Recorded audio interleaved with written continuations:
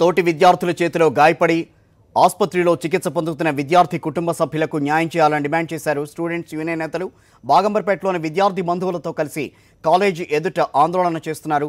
పూర్తి వివరాలు మా కరెస్పాండెంట్ శివశంకర్ నడిపిస్తాం. శివశంకర్, ప్రస్తుతం అసలు విద్యార్థి పరిస్థితి ఏ రకంగా ఉన్నట్టు తెలుస్తోంది, అట్లాగే కాలేజీ యాజమాన్యం ఎంతవరకు స్పందించే అవకాశం ఉంది?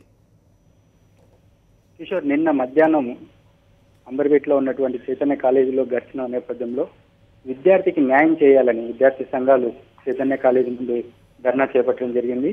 దాదాపు 200 మంది పైగా విద్యార్థులు కాలేజీ దగ్గర రోడ్డుపైన బైఠాయించిన పరిస్థితి కనిపిస్తుంది.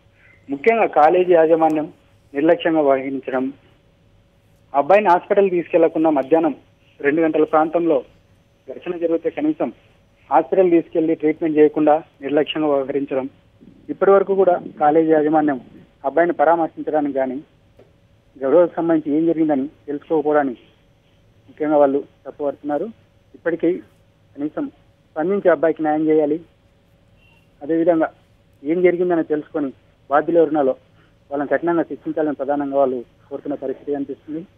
బాబు ఇంకా హైదరాబాద్లోని అపోలో హాస్పిటల్లో ట్రీట్మెంట్ తీసుకున్నాడు.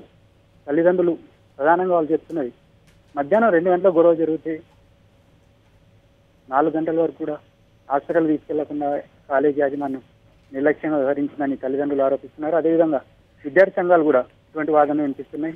సీసీ కెమెరాలో స్పష్టంగా 3 విద్యార్థులు దాడి చేయడాన్ని స్పష్టంగా అనిపిస్తున్నాయి. అదేవిధంగా కాలేజీలో తరచూ అటువంటి గొడవలు జరుగుతున్నా కాలేజీ యాజమాన్యం పట్టించుకోకపోవడం, గొడవకు సంబంధించి అడ్డుపడకుండా అది అయిపోయిన వరకు కూడా గొడవ అయిన తర్వాత కూడా అబ్బాయిని హాస్పిటల్ తీసుకోకుండా అలాగే నిర్లక్ష్యం వ్యవహరించడానికి విద్యార్థి సంఘాలు తప్పుపడుతున్న పరిస్థితి కనిపిస్తుంది. ఖచ్చితంగా ఎవరైతే విజయవర్ధన్ ఉన్నాడో అబ్బాయికి న్యాయం చేయాలి, దాడి చేసినటువంటి విద్యార్థులను కఠినంగా శిక్షించాలని విద్యార్థి సంఘాలు డిమాండ్ చేస్తున్న పరిస్థితి కనిపిస్తుంది. రైట్, ఇప్పుడు మరి విద్యార్థి సంఘాల ఆందోళనకు సంబంధించి కాలేజీ యాజమాన్యం ఏమైనా స్పందించే అవకాశం ఉంటుందని అనుకోవాలా?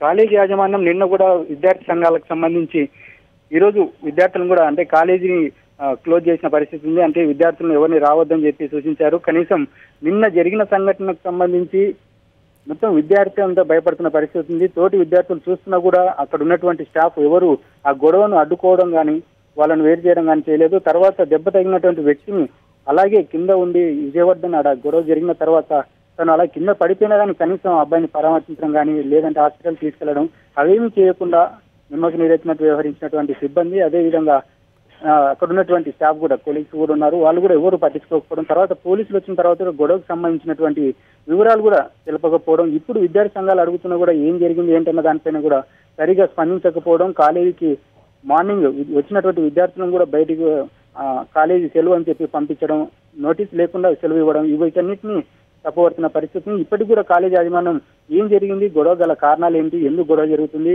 ఎందుకు సెక్షన్ మార్చారు, ఆ అబ్బాయి ఏ సెక్షన్ నుంచి బి సెక్షన్ కి ఎందుకు మార్చారు, అలా సెక్షన్ మారినప్పుడు